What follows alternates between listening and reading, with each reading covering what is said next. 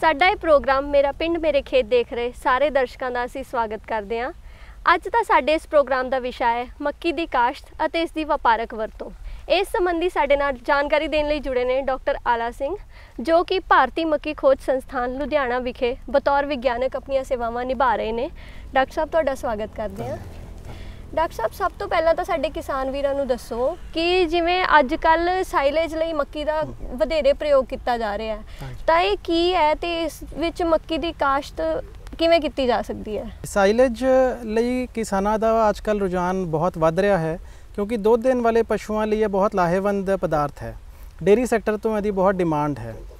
ਜੇ ਆਪਾਂ ਇਸ ਦੀ ਜਲਵਾਯੂ ਲੋੜ, ਮੌਸਮੀ ਲੋੜਾਂ, ਜ਼ਮੀਨ ਦੀ ਤਿਆਰੀ ਦੀ ਗੱਲ ਕਰੀਏ ਤਾਂ ਲਗਭਗ ਉਹੀ ਹਨ ਜੋ ਕਿ ਦਾਣਿਆਂ ਵਾਲੀ ਮੱਕੀ ਲਈ ਯੋਗ ਹਨ। ਪ੍ਰਤੀ ਏਕੜ 10 ਟਨ ਰੂੜੀ ਦੀ ਖਾਦ ਜਾਂ ਫਾਰਮ ਯਾਰਡ ਮੈਨਿਓਰ ਜੇ ਪਾਈ ਜਾਵੇ ਤਾਂ ਉਹਦੇ ਨਾਲ ਜ਼ਿੰਕ, ਫਾਸਫਰਸ, ਪੋਟਾਸ਼ ਤੇ 1/3 ਨਾਈਟ੍ਰੋਜਨ ਦੀ ਕਮੀ ਪੂਰੀ ਕੀਤੀ ਜਾ ਸਕਦੀ ਹੈ। ਇੱਥੇ ਖਾਸ ਧਿਆਨ ਇਸ ਗੱਲ ਦੀ ਹੈ ਕਿ ਜਿਹੜੇ ਫਸਲ ਨੂੰ ਵਧਣ ਫੁੱਲਣ ਵਾਸਤੇ ਤੱਤਾਂ ਦੀ ਲੋੜ ਹੈ ਉਹਨਾਂ ਦੀ ਘਾਟ ਨਹੀਂ ਹੋਣੀ ਚਾਹੀਦੀ, ਔਰ ਕਿਸੇ ਵੀ ਹਾਲਾਤ 'ਚ ਖੇਤ 'ਚ ਸੋਕੇ ਦੇ ਹਾਲਾਤ ਨਹੀਂ ਪੈਦਾ ਹੋਣੇ ਚਾਹੀਦੇ। ਖਾਸ ਕਰਕੇ ਜਿਹੜੀ ਉਹ ਬਾਰਿਸ਼ ਜਿਸ ਤੋਂ ਬਾਅਦ ਕੁਝ ਸਮਾਂ ਸੋਕਾ ਰਹਿੰਦਾ ਹੈ ਉਹ ਸਾਈਲੇਜ ਵਾਸਤੇ ਬਹੁਤ ਨੁਕਸਾਨਦਾਇਕ ਹੈ। ਉਹਦਾ ਕਾਰਨ ਇਹ ਹੈ ਕਿ ਮਿੱਟੀ 'ਚ ਜਿਹੜਾ ਨਾਈਟ੍ਰੇਟ ਹੈ ਉਹ ਜੜ੍ਹਾਂ ਤੱਕ ਪਹੁੰਚ ਜਾਂਦਾ ਹੈ, ਅਤੇ ਜੇ ਉਸ ਤੋਂ ਬਾਅਦ ਸੋਕਾ ਰਵੇ ਤਾਂ ਉਹ ਫਿਰ ਤਣਿਆਂ ਅਤੇ ਪੱਤਿਆਂ ਤੱਕ ਪਹੁੰਚ ਜਾਂਦਾ ਹੈ। ਨਾਈਟ੍ਰੇਟ ਵਾਲੀ ਮੱਕੀ ਸਾਈਲੇਜ ਵਾਸਤੇ ਚੰਗੀ ਨਹੀਂ ਮੰਨੀ ਜਾਂਦੀ। ਅਗਰ ਇਸ ਤਰ੍ਹਾਂ ਦੇ ਹਾਲਾਤ ਕਦੀ ਪੈਦਾ ਹੋਏ ਹਨ ਖੇਤ 'ਚ ਤਾਂ ਨਾਈਟ੍ਰੇਟ ਟੈਸਟ ਕੀਤਾ ਜਾ ਸਕਦਾ ਹੈ, ਅਤੇ ਜੋ ਨਾਰਮਲ ਆਪਾਂ ਸਾਈਲੇਜ ਦੀ ਕਟਾਈ ਵਾਸਤੇ ਜੋ ਮੱਕੀ ਨੂੰ ਜ਼ਮੀਨ ਤੋਂ 2-3 ਇੰਚ ਉੱਤੋਂ ਦੀ ਕੱਟਦੇ ਹਾਂ ਉਹਦੀ ਜਗ੍ਹਾ 6 ਤੋਂ 8 ਇੰਚ ਉੱਤੇ ਕੱਟ ਲੈਣਾ ਚਾਹੀਦਾ ਹੈ। ਬਾਕੀ ਖੇਤ 'ਚ ਨਦੀਨਾਂ ਦੀ ਰੋਕਥਾਮ ਦੀ ਲੋੜ ਹੈ। ਮੱਕੀ 'ਚ ਅੱਜ ਕੱਲ੍ਹ ਪ੍ਰੀ ਐਮਰਜੈਂਸ ਹਰਬੀਸਾਈਡ ਐਟਰਾਜ਼ਿਨ ਅਤੇ ਪੋਸਟ ਐਮਰਜੈਂਸ ਹਰਬੀਸਾਈਡ ਟੈਂਬੋਟਰੀਓਨ ਅਤੇ ਟੋਪਰਾਮਾਈਜ਼ਨ ਦੋਨੋਂ ਉਪਲਬਧ ਹਨ। ਪਰ ਇਸ ਗੱਲ ਦਾ ਧਿਆਨ ਰੱਖਿਆ ਜਾਵੇ ਕਿ ਜੇ ਮੱਕੀ ਦੇ ਨਾਲ ਰਵਾਂ ਦੀ ਫਸਲ ਵੀ ਬੀਜੀ ਹੋਈ ਹੈ ਤਾਂ ਪ੍ਰੀ ਐਮਰਜੈਂਸ ਐਟਰਾਜ਼ਿਨ ਦਾ ਪ੍ਰਯੋਗ ਨਹੀਂ ਕਰਨਾ ਚਾਹੀਦਾ। ਜੇ ਪੌਦ ਸੁਰੱਖਿਆ ਦੀ ਆਪਾਂ ਗੱਲ ਕਰੀਏ ਤਾਂ ਫਸਲ ਨੂੰ ਸੁੰਡੀਆਂ ਤੋਂ ਬਚਾਉਣ ਦੀ ਲੋੜ ਹੈ। ਇਹਦੇ ਵਿੱਚ ਬਾਇਓ ਕੰਟਰੋਲ ਵਿਧੀ ਵੀ ਹੈ, ਜਿਸ 'ਚ ਕਿ ਟਰਾਈਕੋਗਰਾਮਾ ਵਰਗੇ ਮਿੱਤਰ ਕੀਟ ਦਾ ਪ੍ਰਯੋਗ ਕਰਕੇ ਹਾਨੀਕਾਰਕ ਕੀੜਿਆਂ ਤੋਂ ਹੋਣ ਵਾਲੇ ਨੁਕਸਾਨ ਨੂੰ ਰੋਕਿਆ ਜਾ ਸਕਦਾ ਹੈ। ਫਸਲ ਦੀ ਕਟਾਈ ਉਦੋਂ ਕੀਤੀ ਜਾਣੀ ਚਾਹੀਦੀ ਹੈ ਜਦੋਂ ਫਸਲ ਦੋਧੇ 'ਤੇ ਹੋਵੇ, ਜਿਹਨੂੰ ਆਪਾਂ ਮਿਲਕਿੰਗ ਸਟੇਜ ਕਹਿ ਦਿੰਦੇ ਹਾਂ। ਬਹੁਤ ਜ਼ਿਆਦਾ ਦਾਣਾ ਨਰਮ ਨਾ ਹੋਵੇ ਅਤੇ ਸਖਤ ਵੀ ਨਾ ਹੋਵੇ। ਜੋ ਦਰਮਿਆਨੀ ਸਟੇਜ ਹੈ ਉਹ ਕਟਾਈ ਲਈ ਚੰਗੀ ਮੰਨੀ ਜਾਂਦੀ ਹੈ। ਹੁਣ ਸਾਈਲੇਜ ਬਣਾਉਣ ਦੀ ਵਿਧੀ ਬਹੁਤ ਜ਼ਰੂਰੀ ਹੈ, ਕਿਉਂਕਿ ਇੱਥੇ ਕੁਆਲਿਟੀ ਕੰਟਰੋਲ ਦਾ ਇੱਕ ਬੜਾ ਵੱਡਾ ਪੱਖ ਹੈ। ਪੰਜਾਬ ਐਗਰੋ ਨੇ ਕੁਝ ਮਹੀਨੇ ਪਹਿਲੇ ਡੇਅਰੀ ਫਾਰਮਰ ਵਾਸਤੇ ਜਿਹੜਾ ਇੱਕ ਐਡਵਾਈਜ਼ਰੀ ਜਾਰੀ ਕੀਤੀ ਸੀ ਕਿ ਕਿਸਾਨ ਜਿਹੜਾ ਸਾਈਲੇਜ ਖਰੀਦ ਰਹੇ ਹਨ ਉਹ 'ਚ ਸੁਨਿਸ਼ਚਿਤ ਕਰਨ ਕਿ ਕੋਈ ਇਨੋਕੂਲੈਂਟ ਪਾਇਆ ਹੈ ਕਿ ਨਹੀਂ ਪਾਇਆ। ਕੁਝ ਐਡੀਟਿਵ ਹਨ, 6-7 ਤਰ੍ਹਾਂ ਦੇ ਐਡੀਟਿਵ ਹੁੰਦੇ ਹਨ। ਕੋਈ pH ਘਟਾਉਂਦਾ ਹੈ, ਕੋਈ ਫਰਮੈਂਟੇਸ਼ਨ, ਸਾਈਲੇਜ ਦੀ ਫਰਮੈਂਟੇਸ਼ਨ ਨੂੰ ਠੀਕ ਦਿਸ਼ਾ ਵੱਲ ਲੈ ਕੇ ਜਾਂਦਾ ਹੈ। ਕੁਝ ਐਡੀਟਿਵ ਜਿਹੜਾ ਹੈ ਊਰਜਾ ਦੇ ਸਰੋਤ ਦੀ ਤਰ੍ਹਾਂ ਕੰਮ ਕਰਦੇ ਹਨ। ਐਡੀਟਿਵ ਤੋਂ ਬਗੈਰ ਮੱਕੀ ਦਾ ਸਾਈਲੇਜ ਬਣਾਉਣਾ ਇੰਨਾ ਆਸਾਨ ਨਹੀਂ ਹੁੰਦਾ, ਕਿਉਂਕਿ ਮੱਕੀ 'ਚ ਉੱਲੀ ਲੱਗਣ ਦਾ ਖਤਰਾ ਰਹਿੰਦਾ ਹੈ। ਸੋ ਜੇ ਪੂਰੀ ਵਿਗਿਆਨਿਕ ਵਿਧੀ ਦੇ ਨਾਲ ਸਹੀ ਤਰੀਕੇ ਨਾਲ ਸਾਈਲੇਜ ਬਣਾਇਆ ਜਾਵੇ ਤਾਂ ਪਸ਼ੂਆਂ ਲਈ ਬਹੁਤ ਲਾਹੇਵੰਦ ਹੈ, ਅਤੇ ਇਸ ਦੀ ਡੇਅਰੀ ਸੈਕਟਰ 'ਚ ਹਮੇਸ਼ਾ ਜਿਹੜੀ ਹੈ ਡਿਮਾਂਡ ਬਣੀ ਰਹੇਗੀ। ਡਾਕਟਰ ਸਾਹਿਬ, ਵਧੇਰੇ ਤੁਸੀਂ ਕਿਹਾ ਕਿ ਮੱਕੀ ਜਿਹੜੀ ਹੈ ਉਹ ਡੇਅਰੀ ਸੈਕਟਰ ਲਈ ਵੀ ਵਧੇਰੇ ਲਾਹੇਵੰਦ ਹੈ, ਅਤੇ ਉੱਦਾਂ ਵੀ ਆਪਾਂ ਨੂੰ ਪਤਾ ਹੈ ਕਿ ਵੱਡੇ ਤੌਰ 'ਤੇ ਵੀ ਮੱਕੀ ਵਧੇਰੇ ਲਾਹੇਵੰਦ ਹੈ। ਅਤੇ ਤੁਸੀਂ ਸਾਡੇ ਕਿਸਾਨ ਵੀਰਾਂ ਨੂੰ ਦੱਸੋ ਵੀ ਇਹਦੇ ਵਿੱਚ ਕਿਹੜੇ ਖੁਰਾਕੀ ਤੱਤ ਨੇ ਜਿਹੜੇ ਪਾਏ ਜਾਂਦੇ ਹੈ, ਅਤੇ ਖੁਰਾਕੀ ਤੱਤ ਜਿਹੜੇ ਹੈ ਅਤੇ ਪੂਰੀ ਮੱਕੀ ਜਿਹੜੀ ਹੈ ਉਹ ਸਾਡੇ ਕਿਸਾਨਾਂ ਨੂੰ ਕਿਵੇਂ ਵਪਾਰਕ ਤੌਰ 'ਤੇ ਕਿਵੇਂ ਉਪਲਬਧ ਕੀਤੀ ਜਾ ਸਕਦੀ ਹੈ? ਮੱਕੀ 'ਚ ਬਹੁਤ ਖੁਰਾਕੀ ਤੱਤ ਹਨ। ਜਿੱਦਾਂ ਫਾਈਬਰ ਦੀ ਜੇ ਆਪਾਂ ਗੱਲ ਕਰੀਏ ਤਾਂ ਮੱਕੀ 'ਚ ਫਾਈਬਰ ਦੀ ਮਾਤਰਾ ਜ਼ਿਆਦਾ ਹੈ। ਇਹਦਾ ਫਾਇਦਾ ਇਹ ਹੈ ਕਿ ਦੂਸਰੇ ਅਨਾਜ ਦੇ ਮੁਕਾਬਲੇ ਜੇ ਮੱਕੀ ਨੂੰ ਖਾਧਾ ਜਾਵੇ ਤਾਂ ਜ਼ਿਆਦਾ ਦੇਰ ਤੱਕ ਭੁੱਖ ਨਹੀਂ ਲੱਗਦੀ, ਔਰ ਫਾਈਬਰ ਜਿਹੜਾ ਹੈ ਉਹ ਆਂਤੜੀਆਂ ਦੇ ਕੈਂਸਰ ਤੋਂ ਵੀ ਸੁਰੱਖਿਆ ਦਿੰਦਾ ਹੈ। ਇੱਕ ਡਾਇਵਰਟੀਕੁਲਾਈਟਿਸ ਨਾਂ ਦੀ ਬਿਮਾਰੀ ਹੈ ਜਿਹੜਾ ਕਿ 60 ਸਾਲ ਤੋਂ ਜ਼ਿਆਦਾ ਵਾਲੇ ਜਿਹੜੇ ਬਜ਼ੁਰਗ ਹਨ ਉਹਨਾਂ ਨੂੰ ਖਾਸ ਕਰਕੇ ਹੁੰਦੀ ਹੈ। 2008 'ਚ ਅਮਰੀਕਾ 'ਚ ਖੋਜ ਦੇ ਅਨੁਸਾਰ ਮੱਕੀ ਅਤੇ ਪੌਪਕੌਰਨ, ਜਿਹੜਾ ਨਾਰਮਲ ਕੌਰਨ ਹੈ ਅਤੇ ਪੌਪਕੌਰਨ, ਦੋਨੋਂ ਹੀ ਇਸ ਬਿਮਾਰੀ 'ਚ ਵੀ ਲਾਹੇਵੰਦ ਹਨ। ਹੁਣ ਆਪ ਜੀ ਨੇ ਕੁਐਸਚਨ ਪੁੱਛਿਆ ਹੈ ਕਿ ਕਿਸ ਤਰ੍ਹਾਂ ਇਹ ਲੋਕਾਂ ਤੱਕ ਪਹੁੰਚਾਈ ਜਾ ਸਕਦੀ ਹੈ। ਇਹਦੇ ਲਈ ਜ਼ਰੂਰੀ ਹੈ ਕਿ ਖੇਤੀ ਮੁੱਲ ਲੜੀ, ਜਿਹਨੂੰ ਕਿ ਆਪਾਂ ਐਗਰੀਕਲਚਰਲ ਵੈਲਿਊ ਚੇਨ ਕਹਿੰਦੇ ਹਾਂ, ਉਹ ਬਣਾਈਆਂ ਜਾਣ। ਉਹਨਾਂ ਨੂੰ ਜਿਹੜੀਆਂ ਐਗਜ਼ਿਸਟਿੰਗ ਨੇ ਉਹਨਾਂ ਨੂੰ ਸਟਰੈਂਥਨ ਕੀਤਾ ਜਾਵੇ, ਕਿਉਂਕਿ ਕਿਸਾਨ ਤਾਂ ਹੀ ਆਪਣੀ ਫਸਲ ਦੀ ਚੋਖੀ ਸੰਭਾਲ ਕਰੇਗਾ ਜੇ ਉਹਨੂੰ ਠੀਕ ਮੁੱਲ ਮਿਲਦਾ ਹੋਵੇ। ਅਤੇ ਜਿਹੜਾ ਐਂਡ ਯੂਜ਼ਰ ਹੈ, ਖਪਤਕਾਰ ਹੈ, ਜੋ ਕੰਜ਼ਿਊਮਰ ਹੈ, ਉਹ ਵੀ ਤਾਂ ਹੀ ਬਾਰ-ਬਾਰ ਕਿਸੇ ਪਦਾਰਥ ਦੀ ਮੰਗ ਕਰੇਗਾ ਜੇ ਉਹਨੂੰ ਚੰਗੀ ਕੁਆਲਿਟੀ ਦਾ ਪਦਾਰਥ ਮਿਲਦਾ ਹੋਵੇ।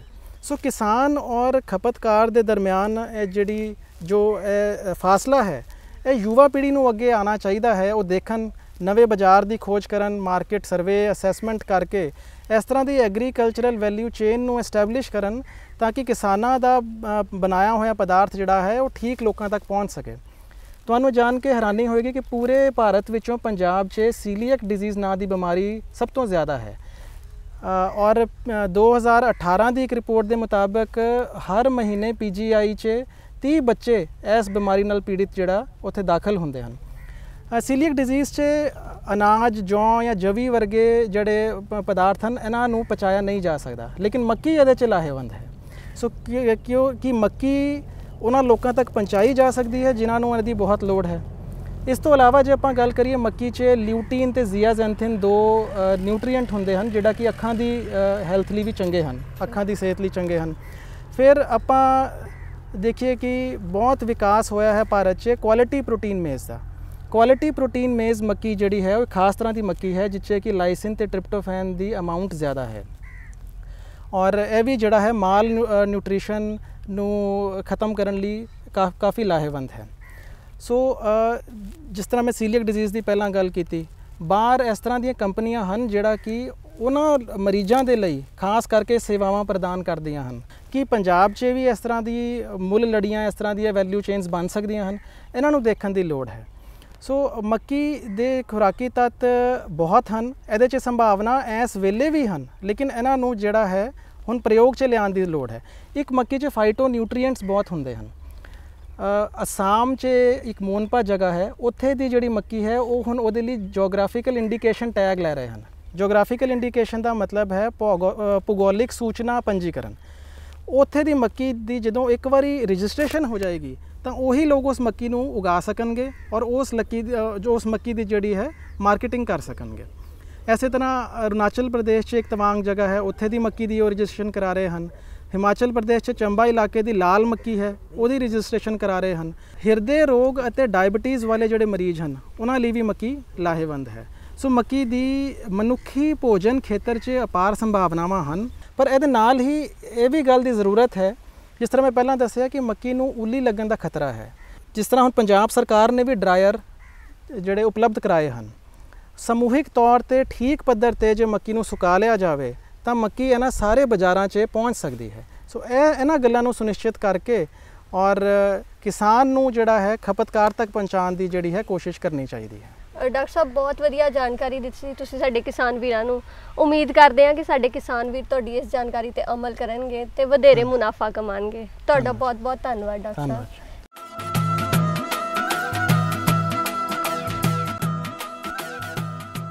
ਪੰਜਾਬ ਐਗਰੀਕਲਚਰ ਯੂਨੀਵਰਸਿਟੀ ਲੁਧਿਆਣਾ ਹਮੇਸ਼ਾ ਤਤਪਰ ਰਹਿੰਦੀ ਹੈ ਕਿ ਅਸੀਂ ਤੁਹਾਨੂੰ ਕਿਸਾਨ ਮੇਲਿਆਂ ਰਾਹੀਂ ਜਾਂ ਕਿਸਾਨ ਟ੍ਰੇਨਿੰਗ ਕੈਂਪਾਂ ਰਾਹੀਂ ਆਪਣੀ ਵਿਗਿਆਨ ਟੈਕਨੋਲੋਜੀ ਜਿਹੜੀ ਆ ਤੁਹਾਡੇ ਤੱਕ ਪਹੁੰਚਾਈਏ। ਔਰ ਪੰਜਾਬ ਐਗਰੀਕਲਚਰ ਯੂਨੀਵਰਸਿਟੀ 23 ਔਰ 24 ਤਰੀਕ ਨੂੰ ਕਿਸਾਨ ਮੇਲਾ ਲਗਾਉਣ ਜਾ ਰਹੀ ਹੈ। ਇੱਥੇ ਜੋ ਅਸੀਂ ਪ੍ਰਦਰਸ਼ਨੀਆਂ, ਵੱਖਰੇ ਵੱਖਰੇ ਪਲਾਟ ਔਰ ਐਗਰੋ ਇੰਡਸਟਰੀਅਲ ਐਗਜੀਬਿਸ਼ਨ ਵੀ ਆਯੋਜਿਤ ਕਰਨ ਜਾ ਰਹੇ ਹਾਂ। ਆਓ ਦੇਖੀਏ PAU ਦਾ 23-24 ਤਰੀਕ ਦਾ ਕਿਸਾਨ ਮੇਲਾ।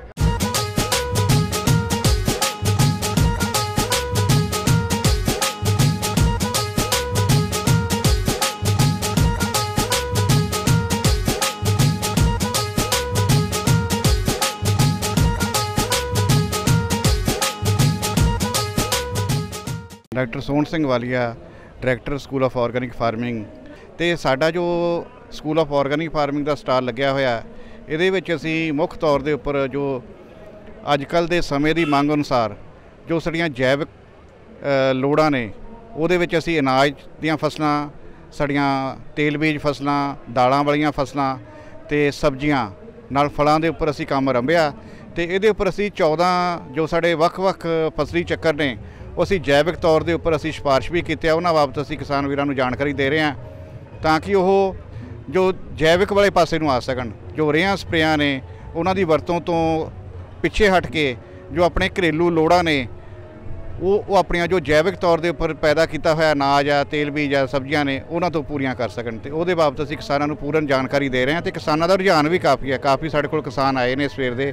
ਮੈਂ ਜੀ ਡਾਕਟਰ ਸੁਭਾਸ਼ ਸਿੰਘ, ਕੀਟ ਵਿਗਿਆਨੀ ਸਕੂਲ ਆਫ ਆਰਗੈਨਿਕ ਫਾਰਮਿੰਗ 'ਚ ਅੱਜ ਅਸੀਂ ਸਕੂਲ ਆਫ ਆਰਗੈਨਿਕ ਫਾਰਮਿੰਗ ਦਾ ਆਪਣਾ ਜੀ ਇੱਥੇ ਸਟਾਲ ਲਾਇਆ ਹੋਇਆ ਵਾ, ਜਿੱਥੇ ਅਸੀਂ ਅਲੱਗ-ਅਲੱਗ ਜਿਹੜੀਆਂ ਆਪਣੀਆਂ ਨੁਮਾਇਸ਼ਾਂ ਜਿੱਦਾਂ ਗੰਡੋਇਆਂ ਦੀ ਖਾਦ ਤਿਆਰ ਕਰਨੀ, ਹੋਰ ਹਰਬਲ ਬੂਟਿਆਂ ਦੇ ਬੀਜ, ਉਹਨਾਂ ਦੇ ਜਿਹੜੇ ਬੂਟੇ ਹੈ, ਜਾਂ ਹੋਰ ਸਾਡੇ ਜਿਹੜੇ ਲਿਟਰੇਚਰ ਆਰਗੈਨਿਕ ਦੇ ਰਿਲੇਟਡ ਸਾਡੀਆਂ ਜਿਹੜੀਆਂ ਸਿਫਾਰਸ਼ਾਂ, ਜਿੰਨੀਆਂ ਸਿਫਾਰਸ਼ਾਂ ਜਿਸ ਤਰ੍ਹਾਂ ਸੰਯੁਕਤ ਖੇਤੀ ਪ੍ਰਣਾਲੀ ਦੇ ਬਾਰੇ, ਨਵੀਆਂ ਸਾਡੀਆਂ ਜਿਹੜੀਆਂ ਖੋਜਾਂ ਨੇ ਉਹਦੇ ਬਾਰੇ, ਵੱਧ ਪੈਦਾਵਾਰ ਲੈਣ ਲਈ ਆਪਾਂ ਕੰਜੋਸ਼ੀਅਮ ਜੀਵਾਣੂ ਖਾਦ ਦੀ ਵਰਤੋਂ ਕਿਵੇਂ ਕਰਨੀ ਹੈ, ਜੈਵਿਕ ਫਸਲਾਂ ਦੇ ਉੱਤੇ, ਸਬਜ਼ੀਆਂ ਫਲਾਂ ਦੇ ਉੱਤੇ ਨਵੀਆਂ ਸਾਡੀਆਂ ਜਿਹੜੀਆਂ ਸਿਫਾਰਸ਼ਾਂ ਕੀੜੇ ਮਕੌੜਿਆਂ ਲਈ ਉਹਦੇ ਬਾਰੇ, ਤੇ ਜਾਂ ਇਸ ਤੋਂ ਇਲਾਵਾ ਜਿਹੜਾ PAU ਸੇਫ ਫੂਡ ਆ, ਵੀ ਜ਼ਹਿਰ ਮੁਕਤ ਫੂਡ ਆਪਾਂ ਭੋਜਨ ਕਿਸ ਤਰ੍ਹਾਂ ਤਿਆਰ ਕਰਨਾ ਵਾ, ਕਿਸ ਤਰ੍ਹਾਂ ਉਹਦੀ ਸਾਡੇ ਅਲੱਗ-ਅਲੱਗ ਜਿਹੜੀ ਫਸਲਾਂ ਦੀ ਫਸਲੀ ਚੱਕਰ ਹੈ ਜੈਵਿਕ ਖੇਤੀ ਵਿੱਚ, ਉਹਦੇ ਬਾਰੇ, ਤੇ ਛੋਟੀ ਕਿਸਾਨੀ ਲਈ ਸੰਯੁਕਤ ਖੇਤੀਬਾੜੀ ਮਾਡਲ ਜਿਹੜਾ ਲਾਹੇਵੰਦ ਕਿਵੇਂ ਆ ਜੀ। ਇਸ ਤੋਂ ਇਲਾਵਾ ਹਰਬਲ ਗਾਰਡਨ ਦੇ ਵਿੱਚ ਕਿਹੜੇ ਅਸੀਂ ਬੂਟੇ ਰੱਖੇ ਆ, ਤੇ ਕਿਸ ਤਰ੍ਹਾਂ ਮਤਲਬ ਜਿਹੜਾ ਮੈਡੀਸਨ ਉਹਨਾਂ ਦੀ ਵੈਲਿਊ ਹੈ ਜਿਹੜੀ ਹੈਗੀ ਹੈ ਉਹਦੇ ਬਾਰੇ, ਤੇ ਮੈਂਥੇ ਦੀ ਕਾਸ਼ਤ ਕਿਉਂਕਿ ਬਹੁਤ ਇੰਪੋਰਟੈਂਟ ਹੈ। ਤੇ ਇਹ ਸਾਰੀਆਂ ਜਿਹੜੀਆਂ ਅਸੀਂ ਆਰਗੈਨਿਕ ਫਾਰਮਿੰਗ ਦੇ ਸਟਾਲ ਲਾਏ ਆ ਤਾਂ ਕਿ ਜ਼ਿਮੀਂਦਾਰਾਂ ਨੂੰ ਇਹਨਾਂ ਤੋਂ ਵੱਧ ਲਾਹਾ ਮਿਲ ਸਕੇ। ਮੈਂ ਪ੍ਰਭਾਤ ਸਿੰਘ ਪੁੱਤਰ ਨਰਿੰਦਰ ਸਿੰਘ ਵੀਰੀ ਚੱਕਮਾਲ ਸਿੰਘ ਡਿਸਟ੍ਰਿਕਟ ਪਠਾਨਕੋਟ ਤੋਂ ਆਇਆ। ਅੱਜ किसान मेला वेख के बड़ी खुशी हुई क्योंकि ये 2.5 साल बाद हो गया। असी 2.5 सालों बहुते पिछड़ गए, किसानी जी सी बहुत पिछे चले गई। जोड़ा किसान ज्ञान लिया सी किसान मेले तो वो हुण उन्होंने नहीं मिल सका, 2.5 सालों के तो महरूम हो गया। असी चाहते हैं भी वाहेगुरू अगे अपील भी यही करने भी मुड़ के इस तरह के सरकमस्टांसिस ना बनन, फिर असी इन्हां चीज़ों तो रह जाइए। जो किसान मेले ते हो रहा है, बीज वगैरह सब कुछ मिल रहे हैं, वो सारा बड़ा अच्छा प्रबंध है। हालांकि बारिश भी पै चुकी है, फिर भी किसानों च भी बहुत सारा उत्साह है। साइंटिस्ट बड़े अच्छे तरीके नाल मिल रहे हैं, जो भी स्टाल ते बैठे हैं बड़े अच्छे तरीके नाल जवाब दे रहे हैं। मैं गोबिंदर सिंह बतौर सहायक प्रोफैसर कृषि विज्ञान केंद्र कपूरथला दे विच सेवावां निभा रहा। जिस तरह के अज किसान मेले दे विच स्टाल साडा लगा होया है, इहदे विच असीं जिहड़ियां किसानां वल्लों जिहड़ियां वख-वख तकनीकां, जिस तरह के थल्ले देखिया जावे ते साडे कोल कमाद दीयां जिहड़ियां 4 किस्मां हैगियां वा, COPB 95, 96, 98 ते 15023। ये किसानां नूं जिहड़ियां वा वो असीं उहदे बारे दस रहे हैं। और इस दा बीज जिहड़े किसान है वो गन्ना फार्म कपूरथला तो भी लै सकदे आ। उस तो बाद क्योंकि किसानी दे विच जिहड़ियां गृहणियां हैगियां वा उहनां वास्ते भी जिहड़ा वा ट्रेनिंगां वा वख-वख तरह दीयां जिहड़ियां साडीआं ट्रेनिंगां लगदियां वा, ਉਹਦੇ ਵਿੱਚ ਜਿਸ ਤਰ੍ਹਾਂ ਕਿ ਮੋਮਬੱਤੀਆਂ, ਬਾਕੀ ਜਿਹੜੇ ਵੀ ਹੈਂਡਮੇਡ ਜੋ ਵੀ ਕਿਸਾਨ ਬੀਬੀਆਂ ਨੇ ਤਿਆਰ ਕੀਤੇ ਪ੍ਰੋਡਕਟ ਹੈ ਉਹ ਅਸੀਂ ਡਿਸਪਲੇ ਕਰਦੇ ਹਾਂ। ਉਸ ਤੋਂ ਬਾਅਦ ਕਿਸਾਨਾਂ ਵੱਲੋਂ ਹੀ ਤਿਆਰ ਕੀਤੀ, ਸਾਡੀ ਸਿਖਲਾਈ ਤੋਂ ਬਾਅਦ ਕਿਸਾਨਾਂ ਵੱਲੋਂ ਤਿਆਰ ਕੀਤੀ ਪਨੀਰੀ ਹੈ, ਉਹਨਾਂ ਦੀ ਅਸੀਂ ਹੈਲਪ ਕਰਦੇ ਹਾਂ। ਉਸ ਤੋਂ ਬਾਅਦ ਕਿਉਂਕਿ ਪ੍ਰੋਟੈਕਟਡ ਕਲਟੀਵੇਸ਼ਨ ਦੇ ਵਿੱਚ ਜਿਹੜੀ ਹੈ ਕਿਸਾਨਾਂ ਨੂੰ ਅਸੀਂ ਜਿਹੜੀਆਂ ਵੱਧ ਭਾਅ ਦੇ ਕੇ ਸਬਜ਼ੀਆਂ ਵੇਚਣ ਦੀ ਹੈ, ਪੋਲੀ ਹਾਊਸ ਦੇ ਵਿੱਚ ਵੱਖ-ਵੱਖ ਤਰ੍ਹਾਂ ਦੇ ਅਚਾਰ, ਮੁਰੱਬੇ, ਔਰ ਉਸ ਤੋਂ ਬਾਅਦ ਜਿਹੜੀਆਂ ਆਉਣ ਵਾਲੀਆਂ ਫਸਲਾਂ ਵਾ, ਜਿਸ ਤਰ੍ਹਾਂ ਕਿ ਕਣਕ ਹੈ, ਕਣਕ ਦੇ ਵਿੱਚ ਕਿਹੜੀਆਂ ਬਿਮਾਰੀਆਂ ਹੋ ਸਕਦੀਆਂ ਵਾ, ਔਰ ਝੋਨੇ ਦੇ ਵਿੱਚ ਕਿਹੜੀਆਂ ਬਿਮਾਰੀਆਂ ਚੱਲ ਰਹੀਆਂ ਵਾ, ਉਹਨਾਂ ਬਾਰੇ ਜਿਹੜੀ ਆ ਅਸੀਂ ਜਾਣਕਾਰੀ ਦਿੰਦੇ ਆ। मैं doctor Satvir Singh, deputy director training Krishi Vigyan केंद्र रोपड़। आज असी किसान मेले ते एक एग्जीबिशन लाई है जिसके अंदर असी किसानों नूं जिहड़ा कृषि विविधीकरण है, डाइवर्सीफिकेशन क्रॉप दा ਉਹਦੇ वास्ते दस रहे हैं। जिवें साडे एरिए 'ਚ ਜਿਹੜਾ कंडे एरिया उधर अपने जंगलात भी लगती है, ਜਿਹਦੇ पॉपुलर किस तरह लगने वो लाना। एक अपने पराली का बहुत मसला, ਉਹਦਾ मल्चिंग के तौर पर, आप मल्चर तौर पर आप यूज़ कर सकते हैं, ਉਹਦੇ वास्ते भी दस्सिया। एक क्योंकि अजकल शहरों 'ਚ ਥਾਂ ਦੀ ਬਹੁਤ ਬੜੀ ਦਿੱਕਤ ਹੈ, ਉਸ ਵਾਸਤੇ ਅਸੀਂ ਰੂਫਟੌਪ ਛੱਤ ਦੇ ਉੱਪਰ ਵੀ ਆ, ਛੱਤ ਦੇ ਅੰਦਰ ਵੀ ਆਪਾਂ ਇੱਕ ਕਵਰ ਕਰਕੇ ਸਬਜ਼ੀਆਂ ਦੀ ਕਾਸ਼ਤ ਕਰ ਸਕਦੇ ਹਾਂ। ਔਰ ਉਹਦੇ ਨਾਲ ਆਪਣੇ ਕੁਝ ਸਹਾਇਕ ਧੰਦੇ ਜਿਹਦੇ ਨਾਲ ਇੱਕ ਪੋਲਟਰੀ ਫਾਰਮ ਦਾ ਹੈ, ਜਿਹਦੇ ਬਰੂਡਿੰਗ ਆਪਾਂ ਕਰ ਸਕਦੇ ਹਾਂ ਬੱਚਿਆਂ ਦੀ, ਜਿਹੜੀ ਚੂਚੀਆਂ ਉਹਨਾਂ ਦੀ। ਔਰ ਉਹਦੇ ਨਾਲ ਜਿਹੜੀ ਬੱਕਰੀ ਪਾਲਣ ਹੈ, ਬੱਕਰੀ ਪਾਲਣ ਦੇ ਵਾਸਤੇ ਵੀ ਅਸੀਂ ਦੱਸ ਰਹੇ ਤਾਂ ਕਿ ਕਿਸਾਨ ਸਹਾਇਕ ਧੰਦੇ ਕਰਕੇ ਜ਼ਿਆਦਾ ਇਨਕਮ ਕਰ ਲਈਏ। ਮੈਂ doctor Maninder Singh, deputy director ਕ੍ਰਿਸ਼ੀ ਵਿਗਿਆਨ ਕੇਂਦਰ ਹੁਸ਼ਿਆਰਪੁਰ ਤੇ ਮੇਰੇ ਸਾਥੀ ਅੱਜ ਅਸੀਂ ਇੱਥੇ ਕਿਸਾਨ ਮੇਲੇ ਵਿੱਚ ਸਾਡਾ ਪ੍ਰਦਰਸ਼ਨੀ ਸਟਾਲ ਲਗਾਇਆ ਹੈ, ਜਿਹਦੇ ਵਿੱਚ ਖਾਸ ਤੌਰ ਤੇ ਅਸੀਂ ਸਰੋਤ ਸੰਭਾਲ ਤਕਨੀਕਾਂ, ਪਾਣੀ ਬਚਾਉਣ ਬਾਰੇ, ਪਰਾਲੀ ਨੂੰ ਅੱਗ ਨਾ ਲਾਉਣ ਬਾਰੇ, ਸਹਾਇਕ ਧੰਦਿਆਂ ਬਾਰੇ, ਪਸ਼ੂ ਪਾਲਣ ਬਾਰੇ, ਇਹਨਾਂ ਸਾਰੇ ਬਾਰੇ ਇੱਥੇ ਪ੍ਰਦਰਸ਼ਨੀ ਲਗਾਈ ਹੈ। ਖਾਸ ਤੌਰ ਤੇ ਕਿ ਪਰਾਲੀ ਨੂੰ ਅੱਗ ਨਾ ਲਾ ਕੇ ਅਸੀਂ ਕਿਵੇਂ ਪਰਾਲੀ ਨੂੰ ਵਿੱਚ ਹੀ ਖੇਤ ਦੇ ਵਿੱਚ ਵਾਹ ਕੇ ਆਪਣੀ ਜ਼ਮੀਨ ਨੂੰ ਸੰਤੁਲਨ ਜਿਹੜਾ ਖਾਦ ਖੁਰਾਕ ਦਾ ਸਹੀ ਰੱਖਣਾ ਹੈਗਾ। ਇਸੇ ਤਰੀਕੇ ਨਾਲ ਇਹ ਜ਼ੋਰ ਦਿੱਤਾ ਜਾ ਰਿਹਾ ਹੈ ਕਿ ਪਾਣੀ ਨੂੰ ਬਚਾਇਆ ਜਾਵੇ, ਪਾਣੀ ਦੀਆਂ ਤਕਨੀਕਾਂ DSR ਰਾਹੀਂ ਜਿੱਦਾਂ ਕਿਸਾਨਾਂ ਨੇ ਵਧੀਆ ਤਕਨੀਕ ਨਾਲ ਕਾਸ਼ਤ ਕੀਤੀ ਹੈ, ਇਹਦੇ ਨਾਲ ਫਸਲੀ ਵਿਭਿੰਨਤਾ ਦੇ ਵਿੱਚ ਸੋਇਆਬੀਨ, ਦਾਲਾਂ, ਤੇਲ ਬੀਜ, ਮੂੰਗਫਲੀ ਵਗੈਰਾ ਇਹ ਫਸਲਾਂ ਸਾਡੇ ਇਲਾਕੇ ਵਿੱਚ ਬੀਜ ਕੇ ਵਧੀਆ ਢੰਗ ਦੇ ਨਾਲ ਫਸਲੀ ਵਿਭਿੰਨਤਾ ਵਿੱਚ ਕਿਸਾਨ ਰੋਲ ਅਦਾ ਕਰ ਰਹੇ ਹਨ। ਇਹਦੇ ਨਾਲ ਸਹਾਇਕ ਧੰਦਿਆਂ ਦੇ ਵਿੱਚ ਬੱਕਰੀ ਪਾਲਣ, ਸੂਰ ਪਾਲਣ, ਮਸ਼ਰੂਮ, ਖੁੰਬਾਂ, ਇਹਨਾਂ ਸਾਰਿਆਂ ਦੇ ਵਿੱਚ ਸਾਡੇ ਕਿਸਾਨ ਵੀਰ ਸਿਖਲਾਈ ਲੈ ਕੇ ਅੱਗੇ ਮੱਲਾਂ ਮਾਰ ਕੇ ਆਪਣੇ ਕੰਮ ਸ਼ੁਰੂ ਕਰ ਰਹੇ ਨੇ। ਨਾਲ ਦੀ ਨਾਲ ਬੀਬੀਆਂ ਦੇ ਕੰਮ ਵਿੱਚ ਪ੍ਰੋਸੈਸਿੰਗ ਦੇ ਵਿੱਚ ਅਮਰੂਦ ਤੋਂ ਪਦਾਰਥ ਤਿਆਰ ਕਰਕੇ ਵਧੀਆ ਨਾਮਣਾ ਖੱਟ ਰਹੇ ਨੇ ਤੇ ਵਪਾਰ 'ਚ ਵਾਧਾ ਕਰ ਰਹੇ ਨੇ। ਤੇ ਇਹ ਸਾਰੇ ਸਟਾਲ ਦੇ ਅਸੀਂ ਕੋਸ਼ਿਸ਼ ਕਰ ਰਹੇ ਹਾਂ ਕਿ ਇਹ ਸਾਰੀ ਤਕਨੀਕਾਂ ਜੋ ਯੂਨੀਵਰਸਿਟੀ ਵੱਲੋਂ ਸਿਫਾਰਿਸ਼ ਕੀਤੀ ਜਾਂਦੀਆਂ ਹਨ, ਉਹ ਤਕਨੀਕਾਂ ਦੇ ਨਾਲ ਅਸੀਂ ਵੱਧ ਚੜ੍ਹ ਕੇ ਕਿਸਾਨਾਂ ਨੂੰ ਸਮਰਥਨ ਦੇ ਕੇ, ਉਹਨਾਂ ਦਾ ਸਹਿਯੋਗ ਦੇ ਕੇ ਵਧੀਆ ਢੰਗ ਨਾਲ ਅਸੀਂ ਕੰਮ ਨੂੰ ਅੱਗੇ ਲੈ ਕੇ ਜਾਈਏ। ਧੰਨਵਾਦ।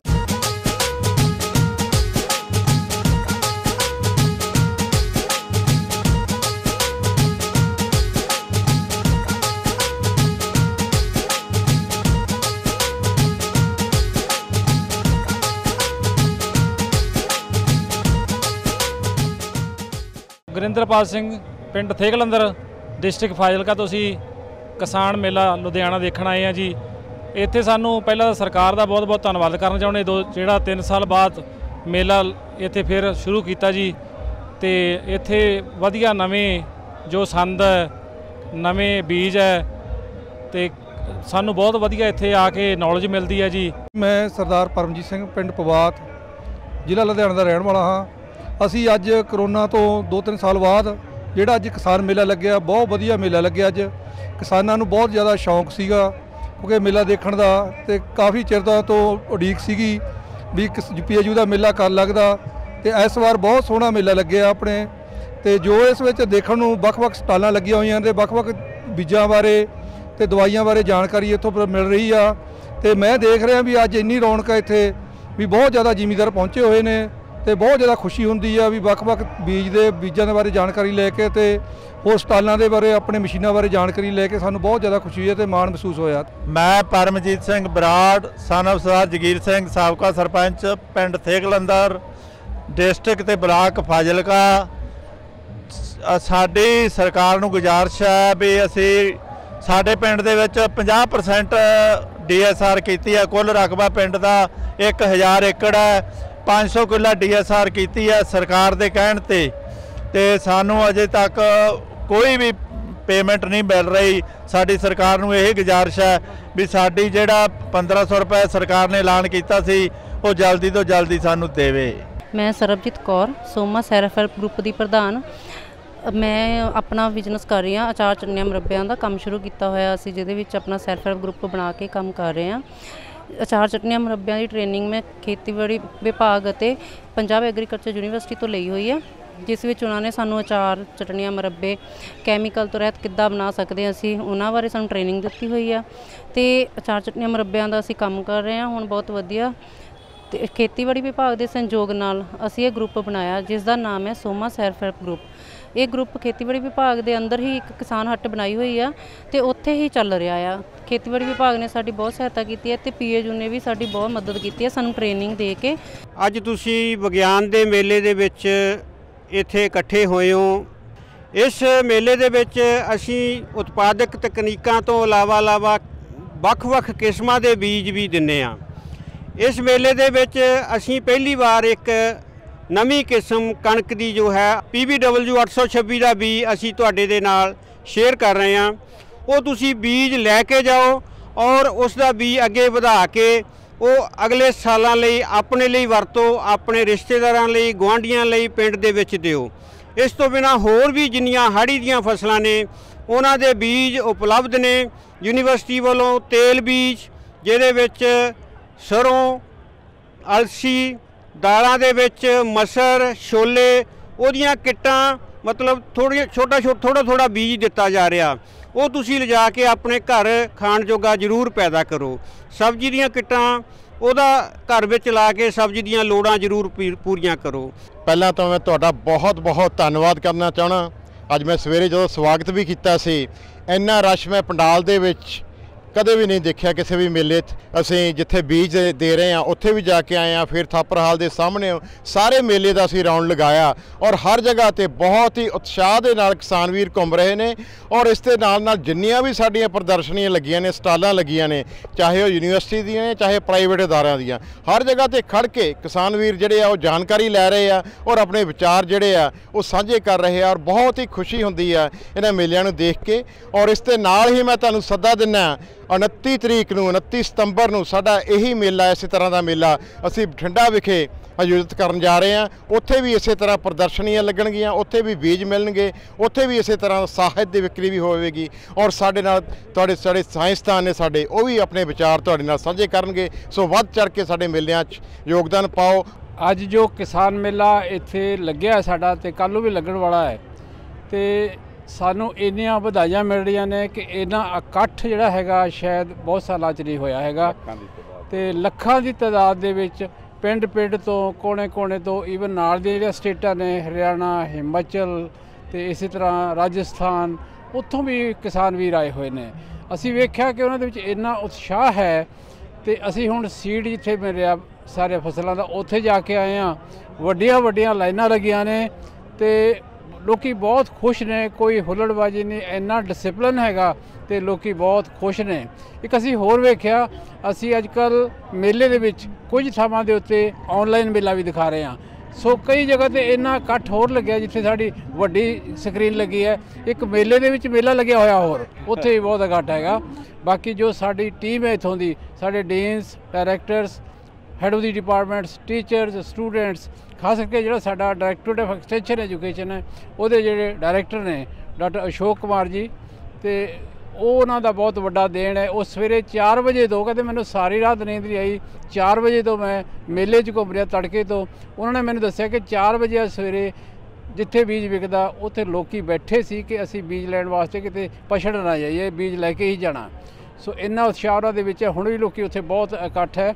ਇਸੇ ਤਰ੍ਹਾਂ ਸਾਡੇ ਐਡੀਸ਼ਨ ਡਾਇਰੈਕਟਰ ਕਮਿਊਨੀਕੇਸ਼ਨ ਤੇ ਇਹਨਾਂ ਦੀ ਬਹੁਤ ਵੱਡੀ ਟੀਮ ਹੈਗੀ। 5 ਜਗ੍ਹਾ ਤੇ ਤਾਂ ਇਹਨਾਂ ਆਪਣਾ ਲਿਟਰੇਚਰ ਦਾ ਸਟਾਲ ਲਾਇਆ ਹੋਇਆ ਤੇ ਇਹਨਾਂ ਦੀ ਜਿਹੜੀ ਸਾਰੀ ਟੀਮ ਹੈ ਉਹ ਇੰਨੀ ਅੱਛੀ ਤਰ੍ਹਾਂ ਕੰਮ ਕਰ ਰਹੀ ਹੈ ਤੇ ਜਿੱਥੇ ਉੱਥੇ ਬਹੁਤ ਲੋਕਾਂ ਦੇ ਰਸ਼ ਵੀ ਹੈ ਤੇ ਲਿਟਰੇਚਰ ਜੋ ਸਾਡਾ ਖੇਤੀ ਦਾ ਪੈਨ ਡਰਾਈਵ 'ਚ ਪਾਇਆ ਸਾਰੇ ਦਾ ਸਾਰਾ ਬਹੁਤ ਅੱਛਾ ਵਿਕ ਰਿਹਾ ਹੈ।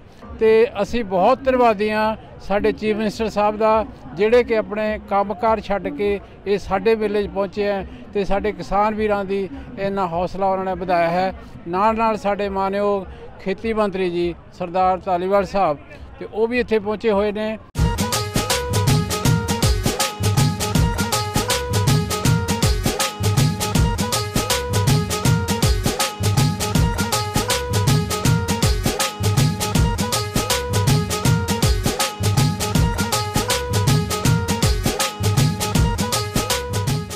पंजाब एग्रीकल्चर यूनिवर्सिटी लुधियाना का 23-24 का मेला जो पंजाब एग्रीकल्चर यूनिवर्सिटी आयोजित कर रही है और अज 23 तरीक नूं तुसीं हुम हमा के पहुँचे और जिवें कि तुसीं एग्रो इंडस्ट्रीयल एग्जीबिशन और खेती साहित और फलदार बूटे और वक्-वक् नवीं वरायटियां का बीज जिहड़ा इत्थों लिया और आनंद माणिया और बीज लैके तुसीं अपने खेतों च लगा के खेती खर्चा घटाओगे, वध मुनाफा कमाओगे। और मानयोग सीएम साहब सरदार भगवंत सिंह मान होना ने इसका उद्घाटन किया और मैं आस करता हाँ कि इस तरह ही ज्ञान विज्ञान का योगदान तुहाडे कोल रहेगा। माननीय प्रधानमंत्री श्री नरेंद्र मोदी जी के दूरदर्शी नेतृत्व में पिछले 8 सालों में कृषि एवं इससे जुड़े क्षेत्रों को आधुनिक बनाने और किसानों को सशक्त एवं आत्मनिर्भर बनाने के लिए कई महत्वपूर्ण कदम उठाए गए हैं। साल 2013-14 में जहां कृषि बजट केवल 21,933 करोड़ रुपए था, वहीं साल 2022-23 में इसे बढ़ाकर 1,24,000 करोड़ कर दिया गया। तभी तो साल 2013-14 में जहां खाद्यान्न उत्पादन 265.05 मिलियन टन था, वहीं साल 2021-22 के तीसरे अग्रिम अनुमान में ये बढ़कर रिकॉर्ड 314.51 मिलियन टन हो गया।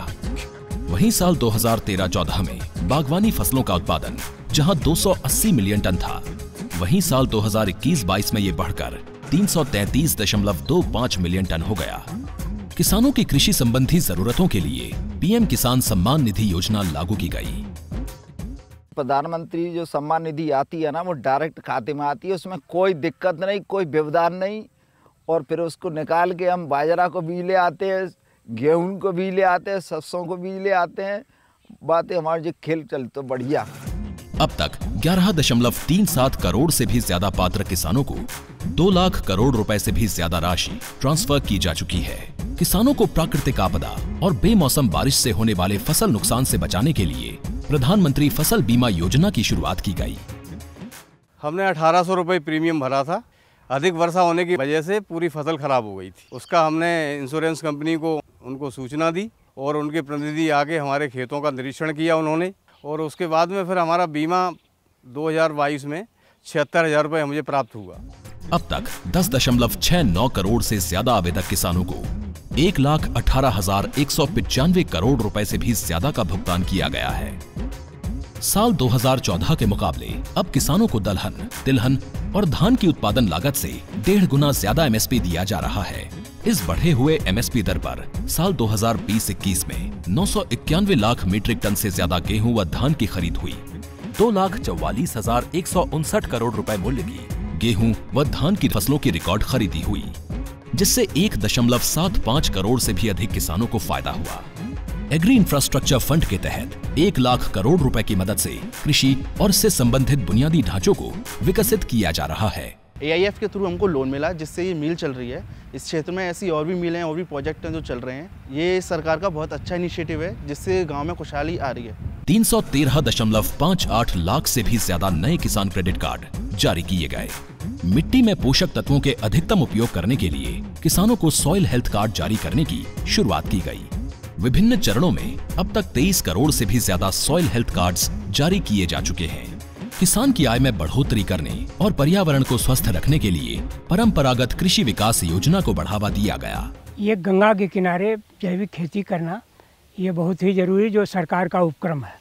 प्रदूषण फैलता है, उससे भी उसको राहत मिलती है और इस तरह से फसल भी अच्छी होती है और उसकी गुणवत्ता भी अच्छी होती है। खेत स्तर पर जल उपयोग दक्षता बढ़ाने हेतु सूक्ष्म सिंचाई के प्रोत्साहन हेतु प्रति बूंद अधिक फसल योजना क्रियान्वित की जा रही है। 10,000 से ज्यादा नए FPO का गठन और उसका संवर्धन किया जा रहा है। मैं FPO का डायरेक्टर हूँ। मेरा FPO पूरा हो गया है। 3,02,000 रुपया किसान का है शेयर होल्डर और 3,02,000 रुपया सरकार दी है। उससे हम लोग खाद बीज का दुकान किया हुआ। किसानों को उनकी फसल का उचित मूल्य दिलाने के लिए देश भर की मंडियों को आपस में ई-नाम प्लेटफॉर्म से जोड़ा जा रहा है। ग्रामीण स्तर पर रोजगार को बढ़ावा देने के लिए राष्ट्रीय मधुमक्खी पालन और शहद मिशन की शुरुआत की गई। देश को खाद्य तेल में आत्मनिर्भर बनाने के लिए राष्ट्रीय खाद्य तेल मिशन की शुरुआत की गई। इसके तहत 11,000 करोड़ रुपए से भी ज्यादा की राशि आवंटित की गई है। संवेदनशील कृषि उत्पादों की आवाजाही के लिए किसान रेल चलाई जा रही है। बहुत शीघ्र खराब होने वाले फल, सब्जियों एवं अन्य बागवानी उत्पादों की आवाजाही को सुनिश्चित करने के लिए किसान रेल का संचालन होने से किसानों को लाभ हो रहा है। कृषि को आधुनिक बनाने के लिए स्मार्ट उपकरण उपलब्ध करवाए जा रहे हैं। इसके अलावा सिंचाई, कीटनाशकों और पोषक तत्वों के छिड़काव के लिए ड्रोन टेक्नोलॉजी को भी अपनाया जा रहा है। हमारी सरकार किसानों के हित में हर संभव कदम उठा रही है। लगातार एक के बाद एक नए कदम उठाती जा रही है। कृषि में रिफॉर्म और ट्रांसफॉर्म के 8 साल शानदार प्रदर्शन से उपलब्धियां बेमिसाल।